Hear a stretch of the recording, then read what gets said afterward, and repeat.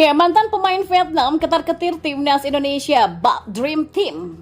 Dan informasi selanjutnya, DPR minta pemerintah untuk percepat pengesahan Tom Heyi, Ragnar Oratmangun, dan Martin Paes jadi WNI. Simak selengkapnya di sini hanya di Kamus Bola untuk Anda.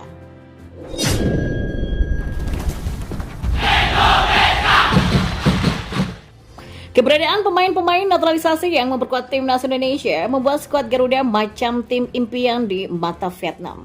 Mantan pemain Vietnam Dang Quang Nam yang kini menjadi pengamat sepak bola menilai skuad arahan Philippe Troussier ini akan menghadapi lawan yang sulit ketika bertemu dengan timnas Indonesia pada laga kualifikasi Piala Dunia 2026 pada 21 dan 26 Maret nanti. Quang Nam yang menjadi striker timnas Vietnam di era 90-an sampai 2000-an ini mengakui kualitas pemain-pemain naturalisasi yang dimiliki oleh skuad merah putih. Dalam sebuah tulisan di media Tan Nien, Quang Nam membandingkan anak asuh Sinteyong saat ini dengan kualifikasi Piala Dunia 2022 kemarin ketika Vietnam bisa mengemas kemenangan dengan skor 4-0. Hanya dua pemain sayap yaitu Asnawi dan Pratama yang dipertahankan Sinteyong. Lawan kita hampir semua diganti dengan pemain-pemain naturalisasi berkualitas dari Eropa.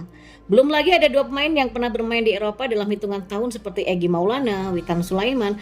Ini membuat Indonesia punya kualitas generasi Dream Team dalam sejarah perkembangan sepak bola di negara itu, kata Quang Nam.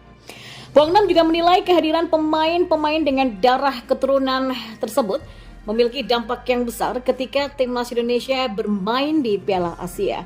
Tim itulah yang menghancurkan tim Vietnam pada fase grup Piala Asia kemarin. Pemain-pemain naturalisasi dengan bentuk kekuatan pemikiran dan pressing tinggi yang hampir mencekik pemain muda kita. Tim lawan selalu berupaya mendekat, menendang keras dan kerap melanggar, jadi pemain tengah Vietnam tak bisa menahan bola, ujarnya. Dan kita beralih ke informasi bola yang lainnya. Ya, DPR RI lewat Komisi 10 dan Komisi 3 telah menyetujui naturalisasi pesepak bola asal Belanda yakni Tom Heyi, Ragnar Oratmangun, dan Martin Paes. DPR pun meminta pemerintah untuk mempercepat proses pengesahan ketiga pesepak bola itu sebagai WNI sehingga mereka bisa segera memperkuat timnas Indonesia. Seluruh proses di DPR terkait proses naturalisasi yang membutuhkan adanya keputusan dari Komisi 10 dan Komisi 3 serta rapat paripurna sudah dilampaui. Pimpinan DPR RI juga sudah mengirimkan surat terkait hal tersebut kepada pemerintah. Kata Wakil Ketua 10 DPR RI Hetifah Saifuddin pada Jumat. Ya, Hetifah memimpin rapat kerja antara Komisi 10 DPR bersama pihak pemerintah saat komisi yang membidangi urusan olahraga tersebut menyetujui naturalisasi dari Tom Heyi, Ragnar Oratmangun, dan Martin Paes pada pekan lalu. Saat itu raker dihadiri oleh Wamenkominfo Nezar Patria, Wakil Ketua Umum PSSI Zainuddin Amali, Sekjen PSSI Yunus Nusi, Dirjen AHU Kemenkumham Cahyo Rahadian Muzar, dan pelatih Timnas Indra Syafri. Ya, surat persetujuan naturalisasi ketiga pesepak bola dari DPR sendiri sudah dikirimkan kepada Presiden Jokowi oleh pimpinan DPR pertengahan pekan ini. Mengingat di awal pekan ada tanggal merah atau hari libur.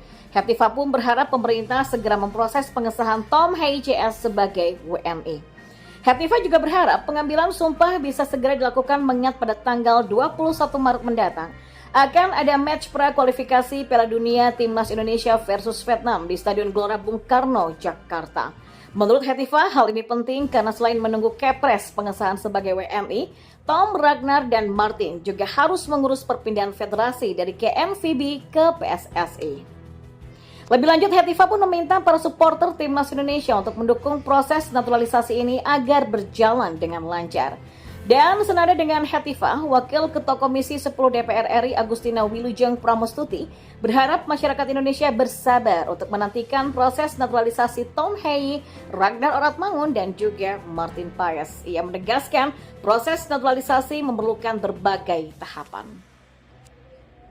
Agustina pun mengungkapkan surpres atau surat presiden dari pemerintah terkait permintaan persetujuan naturalisasi Tom, Ragnar, dan Martin telah dikirimkan ke DPR saat Dewan dalam masa reses. DPR pun baru kembali bersidang pada tanggal 5 Maret kemarin. Ya, meskipun DPR segera melakukan pembahasan, namun semua mekanisme harus dijalani sesuai dengan aturan yang berlaku. Sama halnya dengan proses formal lainnya, mekanisme berjalan di saat hari kerja. Agustina menyatakan DPR berkomitmen mendukung kemajuan persepak bolaan tanah air. Agustina pun berharap masyarakat bisa memahami bahwa proses naturalisasi membutuhkan waktu karena ada proses yang harus dilalui sesuai dengan amanat konstitusi. Dari penjelasan PSSI, Tom Hey, Ragnar, dan juga Martin sendiri dijadwalkan baru akan mengambil sumpah menjadi WNI pada pekan depan, meski surat persetujuan naturalisasi sudah dikirimkan DPR kepada pemerintah. PSSI pun menargetkan ketiga pemain akan memperkuat timnas Indonesia di kandang Vietnam pada 26 Maret 2024 nanti. Gebar naturalisasi timnas Indonesia sudah.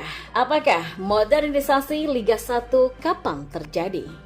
Untuk selamanya, sepak bola Indonesia tak akan pernah menyamai Jepang dan Korea Selatan. Indonesia sudah jauh tertinggal dan akan terus terbelakang. Kalimat ini merupakan asumsi rahasia. Itu adalah persepsi yang mengemuka dalam satu dekade terakhir. Namun, prediksi kacamata kuda ini sepertinya akan terpatahkan dalam satu dekade ke depan. Kuncinya adalah konsistensi PSSI. Ya, lewat program jangka pendek, naturalisasi pemain keturunan digas oleh PSSI. Targetnya, peringkat Indonesia yang terjun bebas setelah dibekukan FIFA di tahun 2015 silam, naik ke 100 besar dunia dalam 2 tahun ke depan. Sejak tahun 2020 sampai 2024, sudah ada 11 pemain yang dinaturalisasi. Dari 11 itu, 8 diantaranya sudah disumpah menjadi WNI. Sementara 3 lainnya sedang menanti surat keputusan Presiden. Lantas, ada berapa anak diaspora yang dipanggil pulang? Elkan Bagat, Welber Jaldim, dan Amar Birki merupakan 3 di antaranya. Mereka berbakat dan bisa menjadi pemain harapan Indonesia. Semua jalan pintas ini sekilas membuahkan hasil. Permainan skuad Garuda diakui supporter semakin menjanjikan. Pada saat yang sama, level permainan Indonesia di level Asia juga meningkat. Timnas Indonesia untuk kali pertama lolos dari babak grup Piala Asia, juga untuk kali pertama ambil bagian di putaran final Piala Asia U23, serta kembali meraih medali emas sepak bola SEA Games setelah 32 tahun lamanya. Namun muncul kegelisahan, sampai kapan jalan instan seperti ini akan ditempuh oleh PSSI?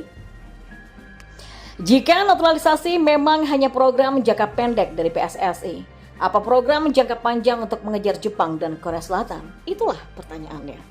Barang tentu jawabannya adalah kompetisi. Kompetisi kasta profesional ditingkatkan kualitasnya, bukan hanya kemasannya. Faktanya, saat ini posisi Liga Indonesia di kancah Asia juga keren.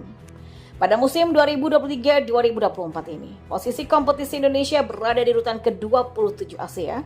Untuk level ASEAN, Liga 1 hanya lebih baik dari Timor Leste di angka 43, Brunei di angka 41, Laos di angka ke-37, Myanmar di angka 32, dan Kamboja di angka ke-30. Karena itu tak ada wakil Indonesia yang lolos langsung ke Liga Champions, tidak seperti Malaysia, Thailand, dan Vietnam. Ini juga karena wakil Indonesia di Piala AFC tak ada taringnya, masuk angin. Klub Indonesia juga harus naik kelas. Kalau timnas Indonesia bisa naik pamor dengan program naturalisasi, maka Liga Indonesia perlu dicarikan formulanya agar bisa melenting ke atas. Satu langkah bijak adalah sudah diambil oleh PSSI dengan memakai teknologi Video Assistant Referee atau VAR. Hanya saja, VAR tidak akan meningkatkan kualitas para pemain. VAR hanya meningkatkan nilai industri kompetisi saja. Pemain berkualitas tidak turun dari langit. Pemain berbakat memang ada dan jumlahnya banyak. Namun kualitas sudah pasti adalah hasil dari tempaan massa. Tempat mengasah bakat yang berkualitas ini yang belum dimiliki oleh Indonesia. Kawah Chandra di muka menempa generasi muda ini yang belum dimiliki oleh PSSI. Kalaupun ada, selalu saja ala kadarnya. Program Elite Pro Academy atau IPA U16, U18, dan U20 memang sudah digulirkan lagi oleh PSSI. Tapi durasinya masih singkat. Sudah begitu, EPA baru menyentuh klub-klub Liga 1 saja. Apalagi jika bicara fasilitas pembinaan, pemain Indonesia seperti sangat-sangat jauh tertinggal. Pemain-pemain yang pernah berlatih di luar mengakui pola asuh di dalam negeri jauh tertinggal. Ini terkorelasi dengan kebijakan klub dan federasi. Saat federasi tak tegas menjalankan syarat klub profesional yang diamanatkan oleh FIFA, saat itu juga pembinaan tak akan jadi prioritas. Nah, beranikah PSSI disiplin menerapkan 5 syarat klub profesional dengan ketat? Faktanya PSI pun tak pernah berani. Selalu ada kompromi, selalu ada pemakluman, kebiasaan buruk yang dipupuk. Sejauh ini PSSI di bawah kepemimpinan Erick Thohir juga fokus dengan kemasan, citra. Ya, sisi industri yang digenjot lebih dulu oleh PSSI. Mendapatkan stabilitas keuangan menjadi perhatian. Jalan pencitraan kompetisi dalam memoles industri yang dilakukan oleh PSSI memang penting. Nilai sepak bola Indonesia secara bisnis sempat menurun tajam saat nilai pasar kompetisi dunia terus mengalami kenaikan.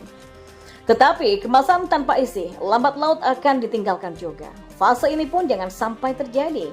Menjadi tugas PSSI bersama Football Family-nya membuat langkah-langkah modern inovatif. Jika pembinaan usia muda berjalan serius dengan buku putih yang disiapkan oleh FIFA dan AFC yang tercermin dalam regulasi, generasi berbakat akan berkilau dan makin banyak talenta yang berkualitas. Kembalinya klub sepak bola Indonesia ke Liga Champions Asia kiranya target terdekat oleh PSSI. Saat masa itu tiba, maka timnas Indonesia tentu tak akan dihina dan tertawai oleh Jepang dan Korea Selatan lagi. Ketika itu juga, naturalisasi bisa saja terus jalan, tapi bukan oleh federasi, melainkan inisiatif individu. Memilih kewarganegaraan adalah hak individu dan bukan hak prerogatif federasi.